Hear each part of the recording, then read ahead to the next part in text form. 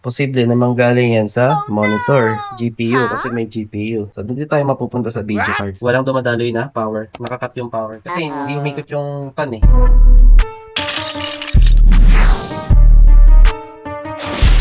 Meron oh. Ano tong isang ilaw na to? Ito ay numlock. So, pag ganyan na ang ilaw, goods yan. Goods tong connection sa keyboard. Ibig sabihin, goods ang board, proxy, RAM. Nag-operate ng maayos. Ang may problema, ayaw niyang ibato ng maayos sa display. Ba't kaya? May video card eh. Pero dito, goods naman. Numlock. So, ibig sabihin, ang may problema dyan, video card, HDMI, or monitor. Mag-i-in out eh. Check natin.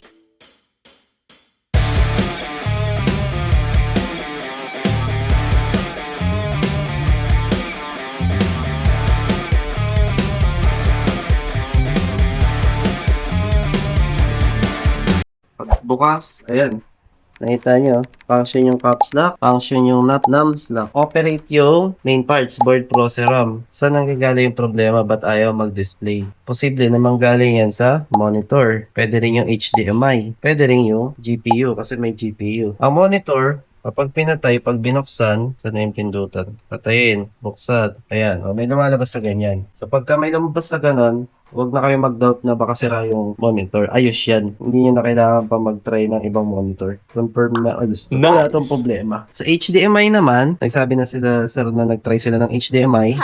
Same lang din yung result. Ayaw. So, dito tayo mapupunta sa video card. Paano yung tamang behavior ng video card? So, may kita nyo, hindi umiikot yung pan. Patayin natin. Ayan. Pag isang pindot, pag namatay, ibig sabihin, accurate yung pinapakita dito na operate siya. So, pwedeng nasa Windows or nasa BIOS. Namatay. O, ibig sabihin, hindi lang natin nakikita sa display, pero yung unit, nasa BIOS yun. Ganun lang naman magre-react ang power button eh. Pag nasa BIOS, isang pindot, patay. Pero pagka nasa Windows siya, isang pindot, maghihintay ka ng segundo or 30 seconds, ganyan, para mag-shutdown. Maliban na lang kung may password. Minsan, iba din yung paano nagre-react yung power button pag may password. Pero ito, makikita nyo, dapat to, pag nag-power, iikot yung video card, magpo-full spin yan. Then, kapag ka nag-full spin siya, tsaka siya kakalma, hihina, and then hihinto. Kasi nga, bagong bukas, malamig pa yung IC. Pero ito, tingnan niya. Pagbukas, nakita niyo yung pan, wala siyang response. Ibig sabihin, ang power ng video card through motherboard, walang dumadaloy na power. Nakakat yung power. Kasi hindi umikot yung pan eh. Kasi ang standard yan, ganun. Iikot yung pan, magpo-full spin siya, dinihina, mamamatay.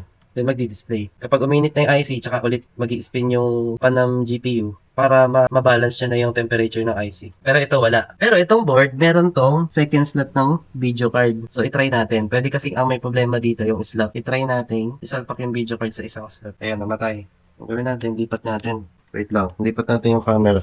Ayan, ililipat ko ha.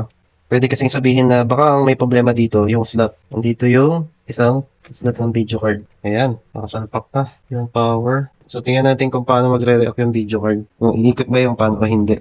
Yan. Tutok ko na. Hindi na bumukas. Natuluyan na. Hindi nakalimutan ko ng pindot yung sa likod. Pag power, ayun, same. Hindi nag-react yung video card. Hindi man lang umikot yung pan. Ibig sabihin, cut talaga yung connection niya ng power through motherboard. So may chance na itong video card, confirm na may problema. Pero paano tayo mas makakasigurado na video card na nga talaga? Okay na, meron tayong spare na video card na maisasalpak dito pang test. Or itong video card, maitry natin sa iba. Pag save yung result, confirm na may problema talaga itong video card. Yun ang gawin natin. Ito, ang ginagawa natin, kinakompleto natin yung drivers. Yung drivers kasi nito na pumasok ay, ayan, RTX 2024. So ito yung nakaraan, ang ginawa natin dito, chinek natin yung PC, and then nalaman natin na kaya pala ayaw mag-display ay dahil nasira yung lumang video card. Ito yung lumang video card.